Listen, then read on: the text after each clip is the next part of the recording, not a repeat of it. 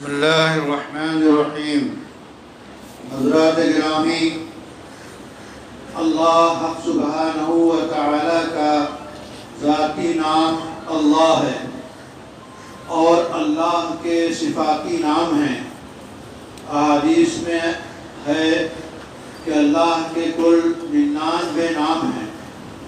ان ذاتی نام کے علاوہ صفاتی نام ہیں۔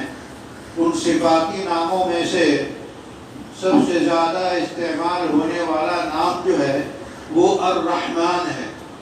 الرحمن جو ہے یہ مبالغے کا صیغہ ہے، یعنی بہت زیادہ رحم کرنے والا۔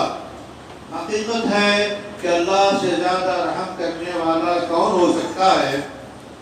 اور اللہ تعالیٰ کی رحمت کا ثبوت اور سب سے بڑی رحمت جو ہے وہ یہ ہے کہ اس نے قرآن سکھایا۔ الرحمن علم القرآن، رحمان نے قرآن سکھایا۔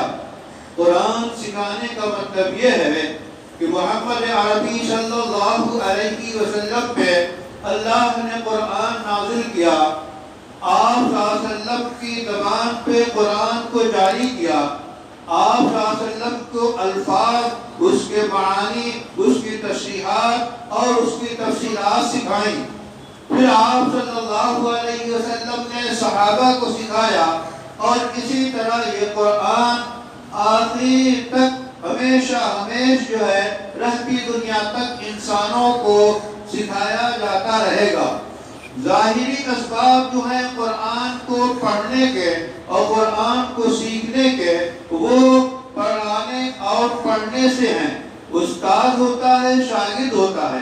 قرآن ایسی چیز نہیں ہے کہ بغیر استاد کے پڑھ لیں۔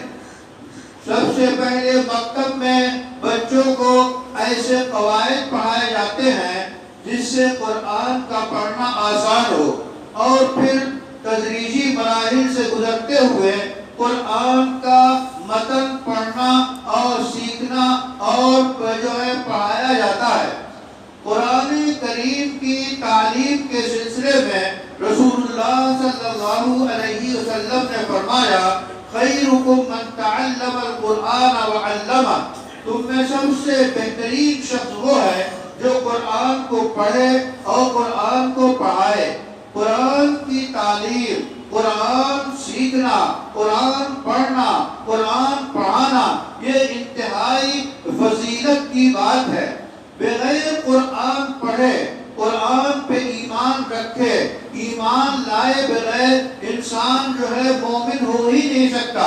قرآن کریم کی ایک ایک حرف پہ، قرآن کریم کی ایک ایک نقطے اور حرکت پہ ایمان رکھنا لازم ہے۔ ہم بچپن سے پڑھتے چلے آ رہے ہیں کہ ایمان مفصل میں کہ اللہ کی کتاب پہ ہم ایمان لائے۔ اللہ کی جتنی کتابیں ہیں ان سب پہ ہمارا ایمان ہے، اور قرآن کریم جو آخری کتاب ہے، ساری کتابوں کی جامع ہے، ساری کتابوں کا خلاصہ ہے، ساری کتابوں کی تفصیل ہے، وہ قرآن ہمارے سامنے ہے۔ تو قرآن کا پڑھنا اور قرآن کا پڑھانا یہ انتہائی ضروری ہے۔ ہم اپنے بچوں کو قرآن کریم کی تعلیم دیں، ہم اپنے بچوں کو قرآن کا متن پڑھائیں، ہم اپنے بچوں کو قرآن صحیح پڑھائیں، ایسے اساتذہ سے پڑھوائیں اور ایسے استاد سے پڑھائیں جو استاد خود بھی پڑھنا اور صحیح طور پہ ادا کرنا جانتا ہو۔ قرآن کریم کی عجیب شان ہے، قرآن کریم کی عظمت کا تقاضا ایک طرف دیکھیے کہ اللہ تعالیٰ فرماتے ہیں کہ ہم نے قرآن کو زمینوں پہ، آسمانوں پہ اور پہاڑوں پہ پیش کیا، فَأَبَيْنَ أَن يَحْمِلْنَهَا وَأَشْفَقْنَ مِنْهَا، تو یہ سب لرز اٹھے اور خائف ہو گئے اور قرآن کو وہ کا تحمل نہیں کر سکے۔